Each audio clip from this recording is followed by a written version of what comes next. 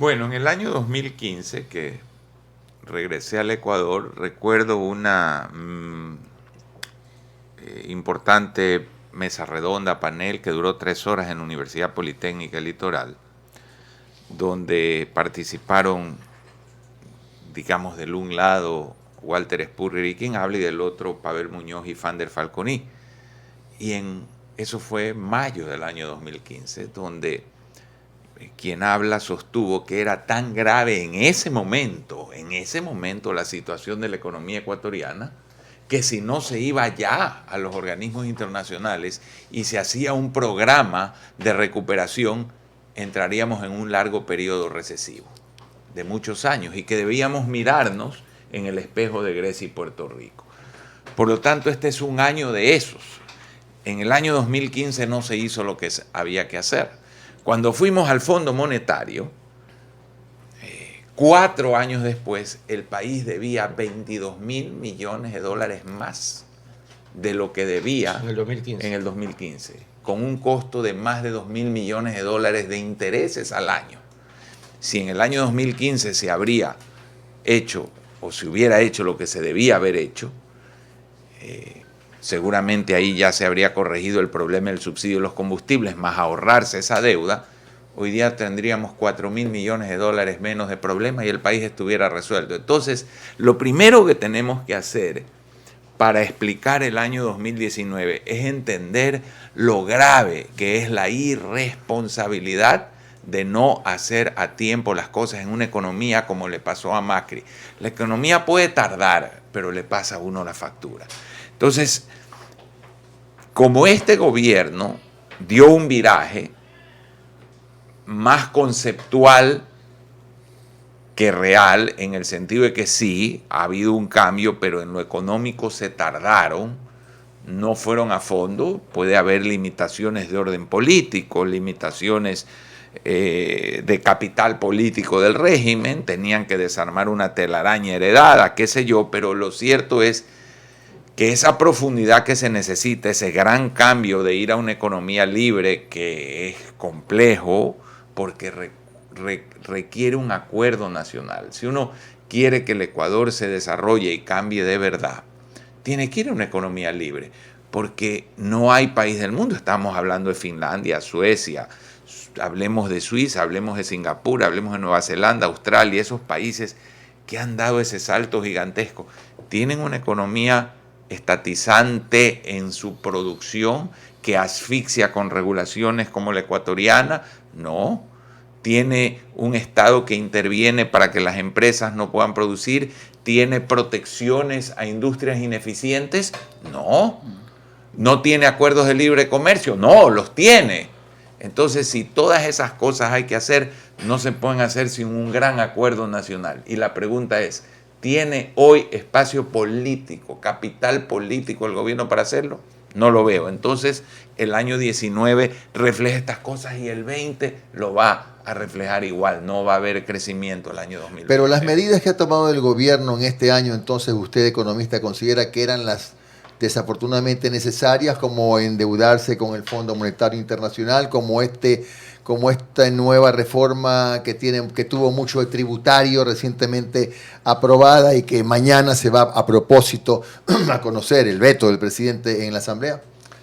A ver, este último proyecto, que es un parchecito para un dolor, ¿verdad?, tiene que entenderse en función de que su valor más alto es preservar un acuerdo con los organismos internacionales. Para el próximo año hay un cálculo de alrededor de 4.000 millones de dólares que vienen de los organismos internacionales. Efectivamente. Si se rompe el acuerdo, habrá que irlos a buscar. ¿A qué tasas? Si hoy, con acuerdo vigente, estamos en 11, 12% de riesgo país. 800 puntos, creo que está un poquito más. ¿Qué pasaría si se rompe el acuerdo? Iríamos a 16%. Tasas prohibitivas. Tasas prohibitivas. Entonces, si no se puede tomar esa deuda, habría que producir una contracción del gasto de tal dimensión, y al no venir esos recursos de afuera, ya esto es un tema técnico, habría implicaciones de orden monetario, una brutal caída del medio circulante. Un riesgo para la dolarización. Más que un riesgo para la dolarización, un tema como el de Grecia, que en un año tuvo una caída del PIB de 9-10% y que el PIB se le cayó 30% en 5 años. Pero economista, no nos olvidemos de un tema que se viene, es inevitable. Yo no sé si, bueno, los economistas estudiosos deben saberlo. En los próximos 10 años, más o menos, Ecuador tendrá que pagar 35 mil millones de dólares entre capital e intereses de la deuda. Es un tema muy serio para lo que queda de este y para el próximo gobierno y para el siguiente. Por supuesto, ¿qué es lo fundamental? Bajar el riesgo país. Aquí se le mintió mucho al país diciendo nuestra deuda respecto del PIB está por debajo del promedio de Latinoamérica. Ese es un engaño. ¿Saben ustedes cuánto debe el Japón? El Japón debe el 230% del PIB. Estados Unidos también. Debe 100 y algo por ciento. 100 y pico. Pero ¿cuál es la diferencia? ¿A qué tasa se endeuda el Japón? A tasas negativas. Negativa. Es decir, si estos momentos, Jimmy, usted compra 1 millón de yenes de un bono japonés, de aquí a un año el Estado le devuelve 999.500 yenes o 999.000 yenes. Tasa negativa. Entonces el servicio, el costo de pagar intereses es bajísimo, mientras que el Ecuador se está endeudando al 10%.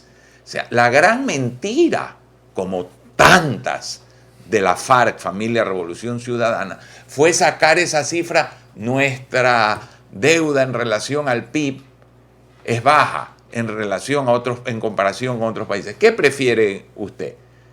¿Deberle 5 millones de dólares al Banco del Pichincha o a cualquier banco del país con un vencimiento a 5 años del capital, o deberle $2.000 al Chapo Guzmán que se le vencen mañana? Yo prefiero deberle 5 millones de dólares a un banco.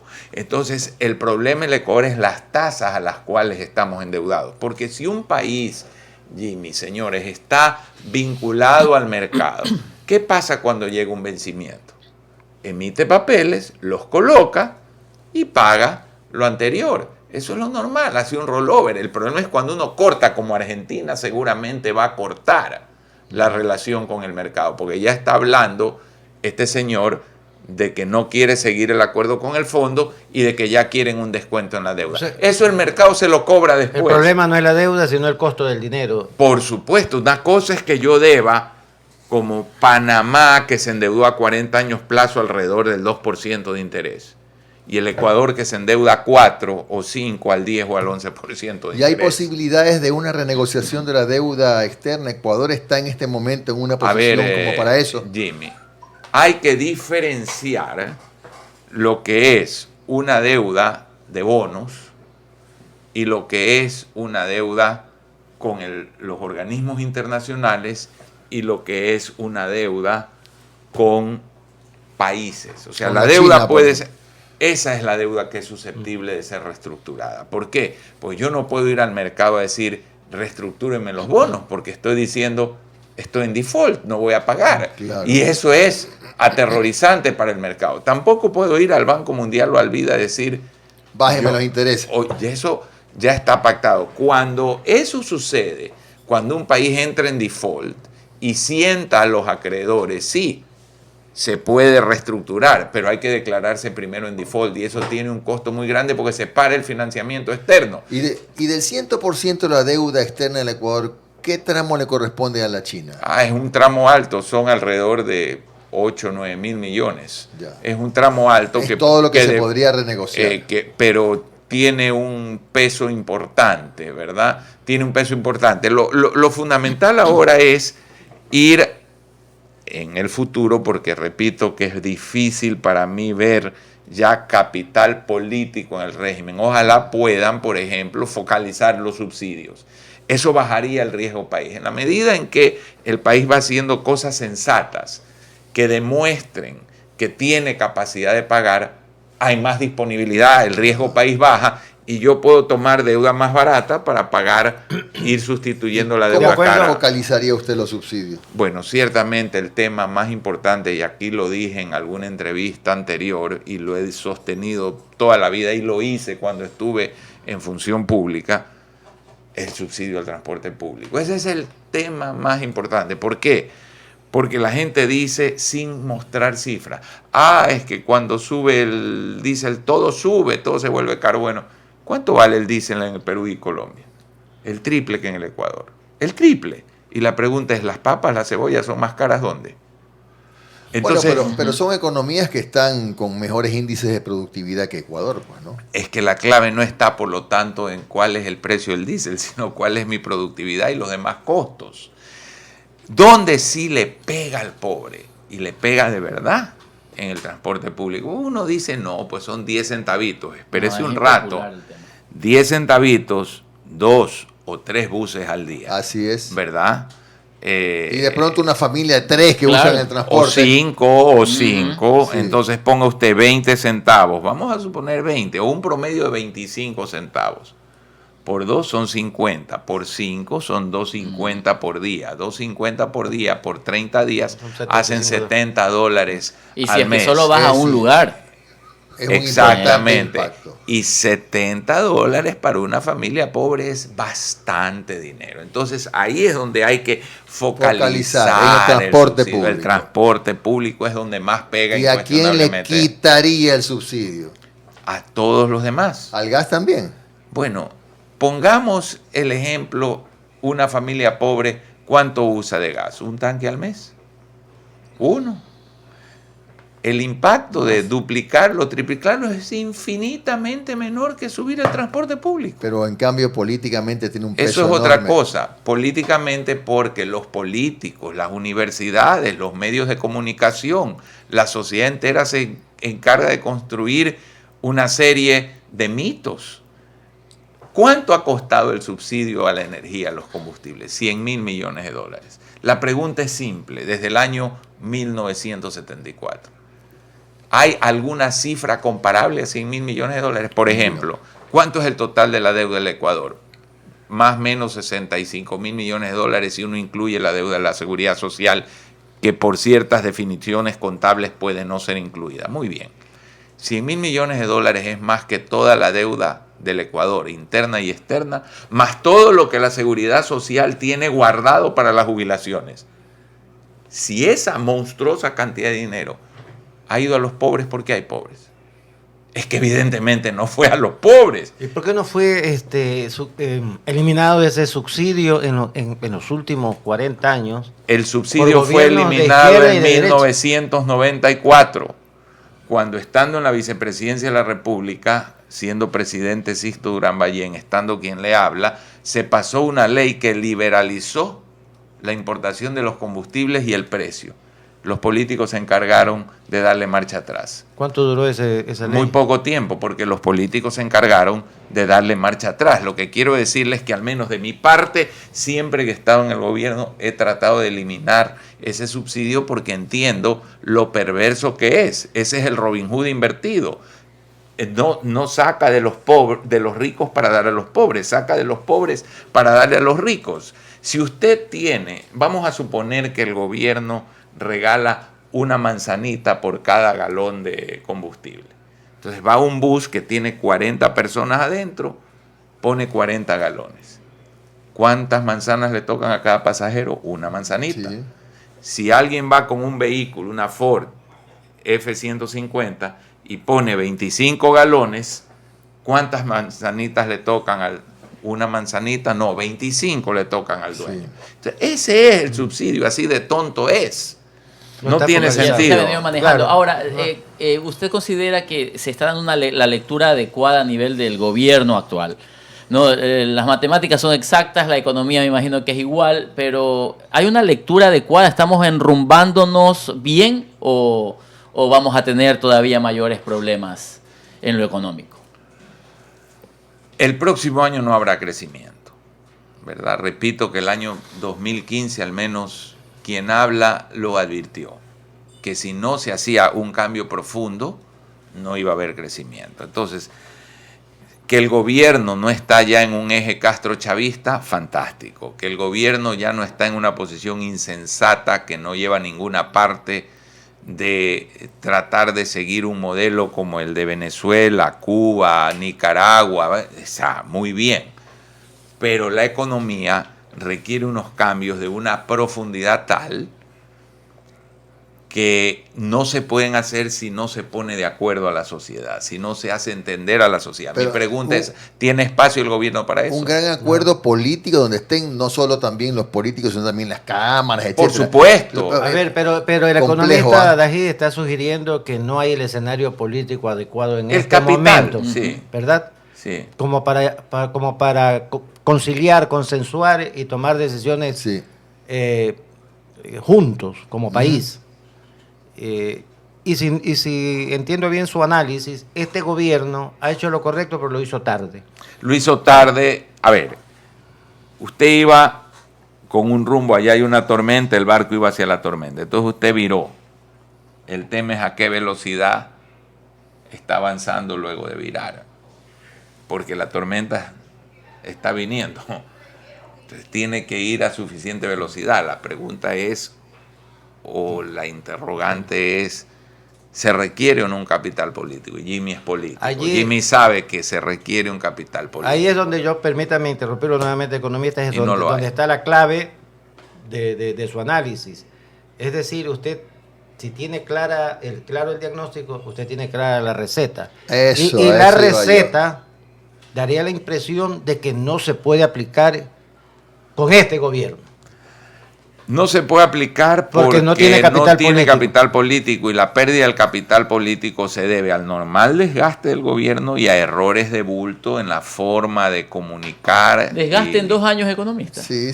A ver, tres ya vamos para tres, ¿no? Ya vamos para 3, pero casi 3. el Ecuador 2 años es y medio. bastante cruel para juzgar a los gobernantes y la pérdida de popularidad en muy poco tiempo. Lucio, sin una justificación mayor, tenía baja popularidad. Pero ¿cuál es la receta que aplicaría usted, economista, para salir de la una crisis? receta. O para empezar a salir de la crisis. En primer lugar, tomaría toda la emisión de bonos locales que están en poder del Banco Central, del BIES, y los transformaría en bonos colocables en el mercado exterior. Ya. Con lo cual se traería liquidez genuina al país, no aumentando la deuda, porque en vez de deberle el gobierno al Banco Central o al BIES, le debería a acreedores internacionales. Eso puede traer una cantidad importante de divisas y dar el primer y fundamental paso, que es el que no se ha explicado mucho en el Ecuador, que al menos quien habla lo ha explicado y lo ha dicho muchas veces. Una de las peores atrocidades de la FARC, Familia Revolución Ciudadana, fue el atraco al Banco Central. Le sacaron 8.000 millones de dólares de liquidez genuina, de dólares reales. ¿Y qué le colocaron? Bonos del Estado, acciones de la CFN, acciones del Banco del Pacífico. Muy bien. Si queremos crecer, ¿con qué liquidez vamos a crecer? Porque si uno crece, ¿qué demanda el país? Importaciones. Yo quiero ampliar una fábrica, construir caminos. Necesito ¿qué? Maquinarias, equipos, inversión que vienen de fuera. No hay divisas. Entonces, esto daría el primer gran paso para poder tener liquidez en el país. Y luego realizar toda una serie de vinculaciones con el mercado internacional de capitales para eliminando el 5%, que es una atrocidad. Mientras el 5% de salida de capitales, que es un impuesto a la entrada, no a la salida, exista en una economía dolarizada, es un anatema. No se puede desarrollar un país que necesita que plata venga de afuera para tener medio circulante, porque no podemos emitir billetes. ¿Cómo yo le pongo un obstáculo a que el dinero Por eso venga? por eso es que la banca internacional no le interesa al Ecuador. Para nada, además de la inseguridad jurídica. Por eso no hay bancos, más bancos acá. Es decir, Panamá lo ha hecho bien. Aquí tratamos de inventar la pólvora. Bueno, es que en realidad la FARC nunca creyó en la dolarización. Tan absurdo es que la constitución absurda de Montecristi, hecha por extranjeros que seguían instrucciones del castrochavismo, dice, entre otras barbaridades, que el Banco Central es el ejecutor de la política monetaria y cambiaria del gobierno. Pero explíqueme usted qué política cambiaria puede haber en un país dolarizado, qué tipo de cambio hay. Pero es que así de absurda era esta gente. No entendían nada de la A a la Z, no entendían ninguna de las letras. Entonces, ese cambio de traer liquidez debe estar acompañado con flexibilidad laboral, una ley de quiebras, por ejemplo, para facilitar que las empresas que hoy no pueden cerrar y que los dueños siguen aportando dinero por los costos salvajes de una liquidación, que es quemar billetes en la sociedad, puedan liquidar. La flexibilización laboral importantísima a futuro, porque uno entiende que hay derechos adquiridos, pero nada impide que si dos personas se ponen de acuerdo en condiciones laborales más flexibles, lo puedan hacer hacia futuro. Por ejemplo, ¿qué tipo de flexibilización es la que usted...? A ver, vamos a analizar, Jimmy, vamos a analizar esto un poquito más a fondo, porque sí merece. Usted tiene un tío rico en los Estados Unidos y le dice, a ver... Se murió y no me dejó nada. No le dejó nada. No, es broma. Entonces dice, venga a invertir al Ecuador. Ya, bueno, correcto. Usted puede hacer, por ejemplo, una fábrica para maquilar ropa y enviarla muy bien, como hay en El Salvador, sí, como hay entonces en Honduras. Entonces analizó muy bien. Vamos a ver el salario mínimo. El Ecuador es más alto que Colombia, Perú. Muy bien. Ahí ya comienzo. Ahora vamos con otra cosa. ¿Cómo es? Bueno, aquí usted de sus utilidades el 15% va a los trabajadores. Y eso hay en Colombia, Perú. Bueno, en Perú 5%, en los demás países no hay. Ajá. Entonces yo ya ahí voy que de mis ganancias se me llevan el 38%, sí. Mientras en otros países el 20 o el 25, sí. Pero adicionalmente en el Ecuador tenemos otra cosa. Usted tiene que hacer una reserva para la jubilación patronal. Ah, interesante. ¿Y cuánto va a ser más o menos? 2-3% le va a significar. Ajá, ya estoy por 40. Muy bien.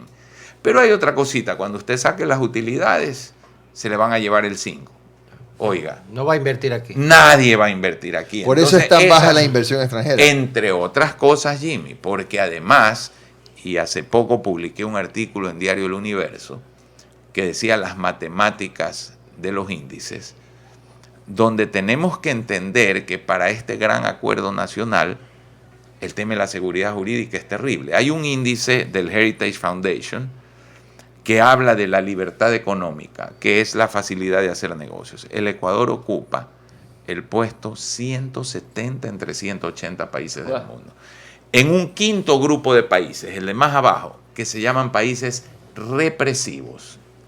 Bueno, dentro de las 12 categorías que usa el índice para calificar a un país, las 3 primeras tienen que ver con un rubro que se llama seguridad jurídica.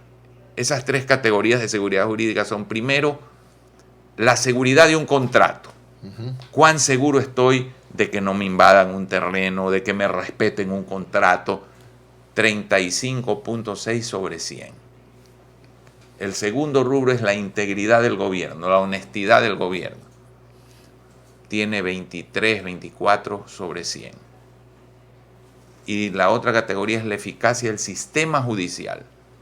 20 sobre 100. Nos quedamos de año. Entonces, con esas notas, su tío rico que no le dejó nada y por lo cual le tiene que reclamar ciertamente, no vaya al cementerio a visitarlo, Jimmy. Dice, bueno, si yo voy al Ecuador, primero me van a pedir dinero, porque dice que la integridad del gobierno es 35%. Luego, que tengo el contrato, no me lo van a respetar. Va a haber retroactividad de leyes, van a darle la vuelta, el gobierno siguiente va a decir que el contrato no lo respeta, porque esa nota es ¿cuánto? 35 sobre 100. Bueno, y si tengo que litigar, tengo que ir a una corte donde la nota es 20 sobre 100. Bueno, si sumo el análisis del costo y la inflexibilidad laboral y los problemas que me genera eso, más esto, ¿quién va a invertir? De hecho, Jimmy, en los últimos 10, 12 años, El Ecuador es el país de América Latina, oiga esto, De menor inversión. con la menor inversión extranjera directa respecto Claro, del pero PIB. economista, con lo que Terrible. usted nos está diciendo, Terrible. el panorama es más o menos como un invierno finlandés. No. Oscuro.